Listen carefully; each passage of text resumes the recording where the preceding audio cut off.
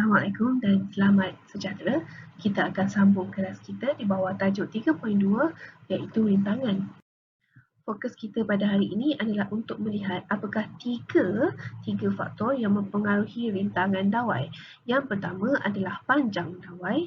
Yang kedua, luas keratan rentas dawai ataupun E. Dan yang ketiga, kerintangan dawai. Okey, mari kita lihat eksperimen yang pertama, iaitu eksperimen yang akan kita kaji hubungan antara panjang dawai dengan rintangan dawai. So, kita nak kaji dulu faktor yang pertama, iaitu faktor panjang dawai. Bagaimanakah panjang dawai ini mempengaruhi rintangan dawai? Jadi, hipotesisnya, semakin panjang dawai ataupun semakin bertambah panjang dawai, maka semakin besar rintangan dawai. Okay. Untuk eksperimen ini, sebelum kita setkan dia punya radas dan bahan, kita akan tetapkan dulu pemboleh ubah dimanipulasinya sebagai panjang dawai. Sebab kita nak lihat sejauh mana panjang dawai ini mempengaruhi nilai rintangan dawai. So, yang bergerak balas pula adalah rintangan. Dan dalam eksperimen ini, kita tetapkan nilai diameter dawai. Okey. Apakah radas yang diperlukan? Okey, dalam eksperimen ini kita perlukan dua sel kering. Ni. Okey. Swiss, dawai penyambung. Ini adalah dawai penyambung. Ammeter. Okey, ingat ammeter mesti sesiri ya. Lepas tu ini adalah voltmeter. Okey, di sini voltmeter. Clip wire, rheostat. Okey, ni rheostat. Rheostat ni adalah kita perlukan rheostat supaya kita boleh mengawal nilai arusnya. Dan juga kita perlukan pembaris meter untuk kita ukur panjang dawai. Okey, so bahan yang kita perlukan, kita gunakan jenis yang sama iaitu dawai konstantan. SWG ni maksudnya standard wire gauge, maksudnya dia punya diameter ataupun luasnya sama. Dan panjangnya kita buat 110 cm dahulu. Okey, bagaimanakah prosedur eksperimen ini? Pertama,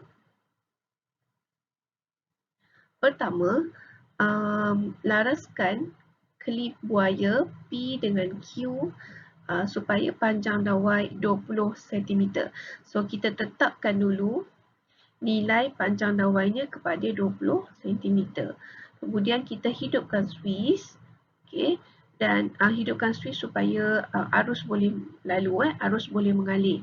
Dan kita laraskan rheostat. Okay. Laraskan rheostat ini sampailah bacaan ammeternya menunjukkan 0.5 ampere. Okay.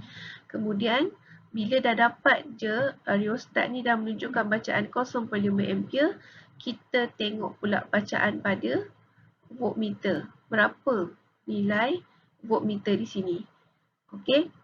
Dan kita catatkan dalam jadual. Kemudian kita ulang semula eksperimen. Okey, tadi kita guna 20 cm.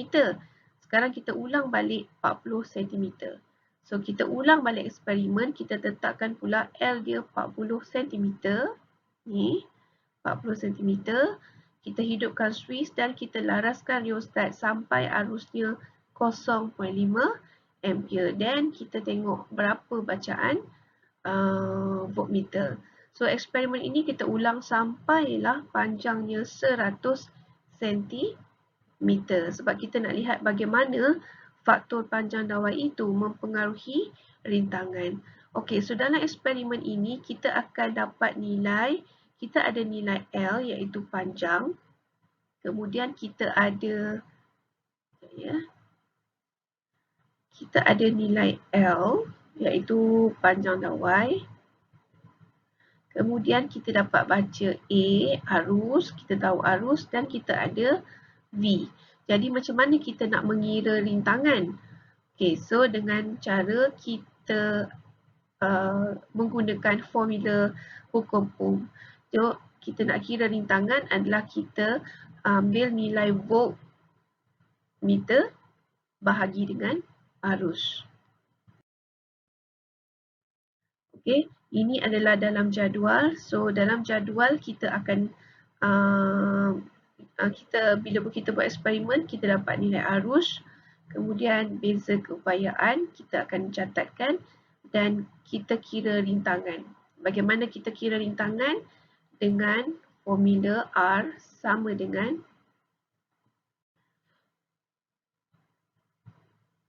V bahagi dengan I. Okey. So, selepas kita dapat data ni semua, maka kita plotkan graf, iaitu graf apa nak plot? Graf R melawan panjang dawai, iaitu L. So, daripada hasil eksperimen, kita akan dapat ni bila kita plot graf rintangan lawan R, panjang dawai L, panjang dawai, kita akan nampak, kita akan dapat graf, iaitu graf yang berkadar terus. Okay. So kalau kita baca graf ini menunjukkan apabila panjang dawai bertambah, okay, maka rintangan dawai pun bertambah. So bila awak baca nilai, okay, dekat sini bila panjang dawai bertambah, kita akan lihat bagaimana.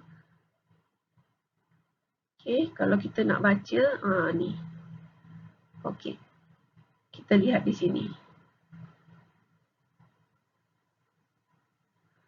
Semakin bertambah panjang dawai, kita akan dapati semakin bertambah rintangan dawai. Jadi, untuk situasi ini, syaratnya adalah suhu dawai itu adalah tetap. Okay. Dan daripada graf ini kita tahu bahawa rintangan adalah berkadar terus dengan. Baiklah. Faktor yang kedua yang mempengaruhi nilai rintangan ialah faktor luas keratan rentas. Jadi kita nak lihat bagaimanakah hubungan antara luas keratan rentas dawai dengan rintangan dawai. So hipotesisnya, semakin besar luas keratan rentas, semakin kecil rintangan dawai. So dalam eksperimen ini yang kita ubah adalah kita ubah luas keratan rentas.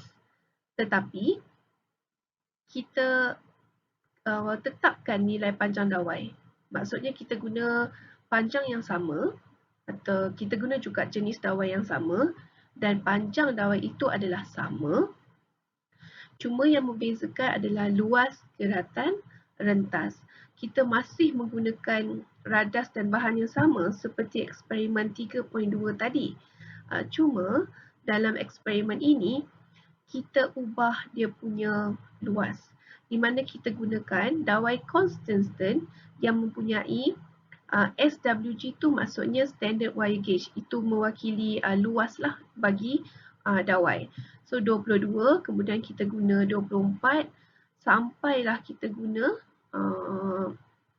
dawai yang mempunyai SWG 30. Okey, bila kita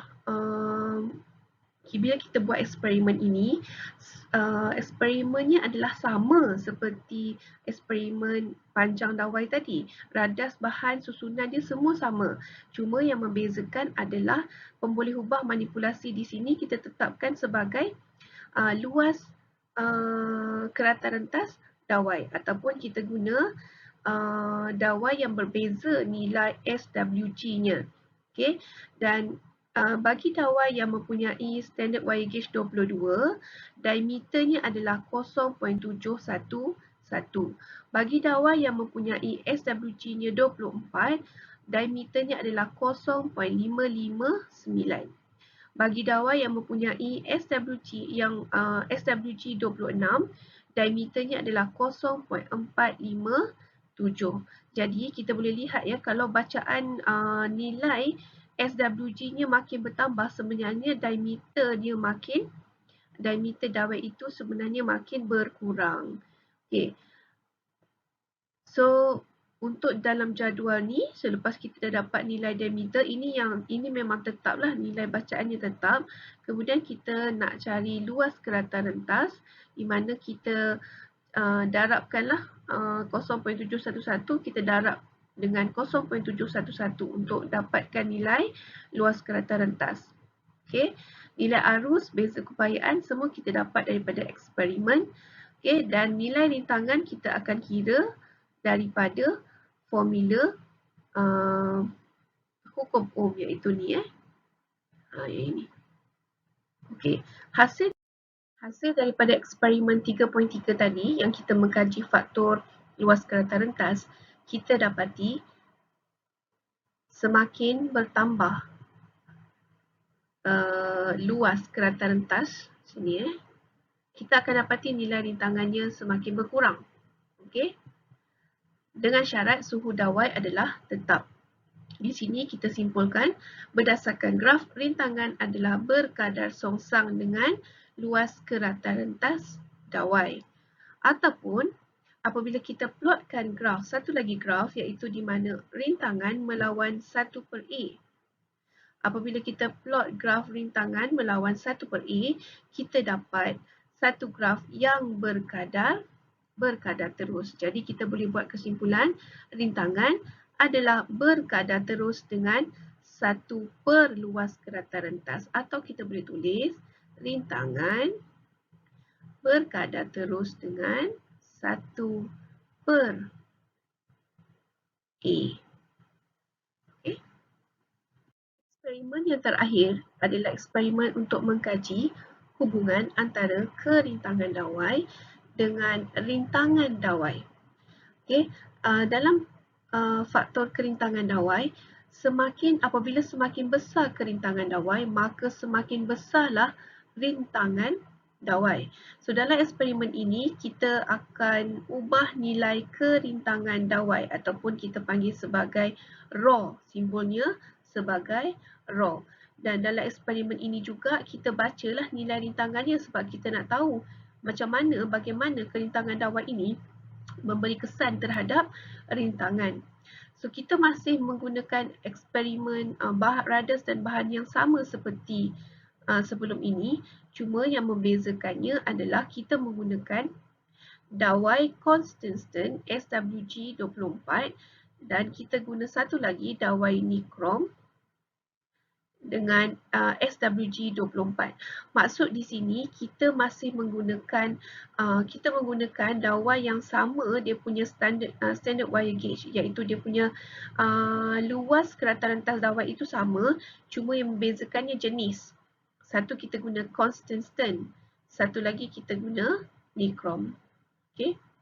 Dan setiap satu ni panjangnya kita setkan sebagai 35 cm.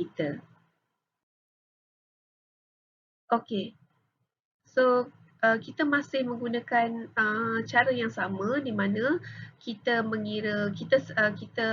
guna variostat untuk mengubah arus, kemudian kita kira beza keupayaan dan kita kira rintangan. Bagaimana mengira rintangan dengan cara kita mengira daripada hukum Ohm di sini. R sama dengan V bagi dengan I.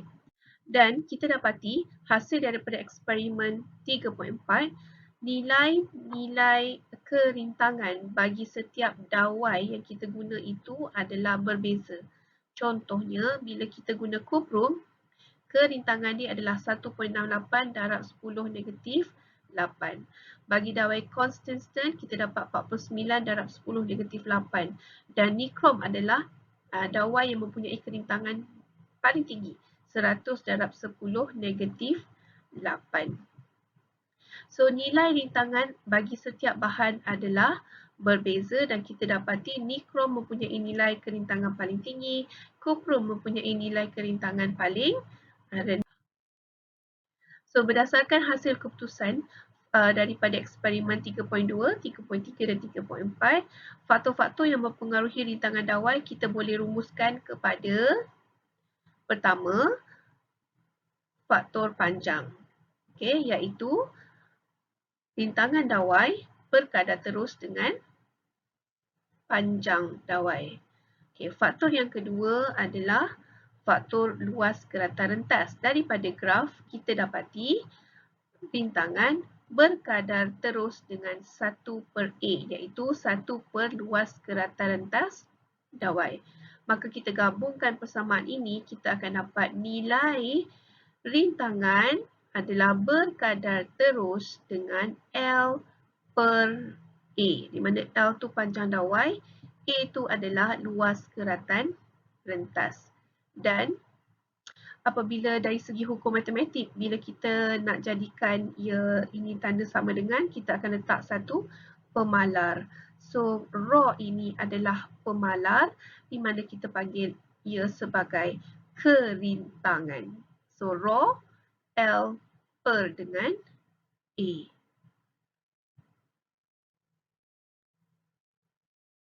Okay, R itu adalah nilai untuk rintangan.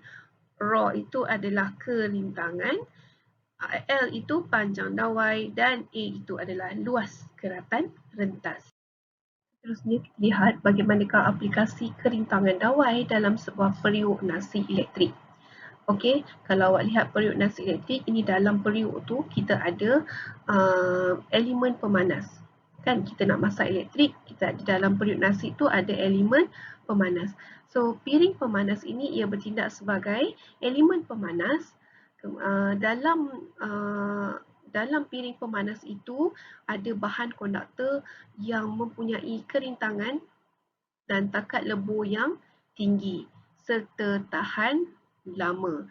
So, untuk memilih apakah bahan yang sesuai sebagai elemen pemanas, kita kena cari bahan yang mempunyai kerintangannya tinggi.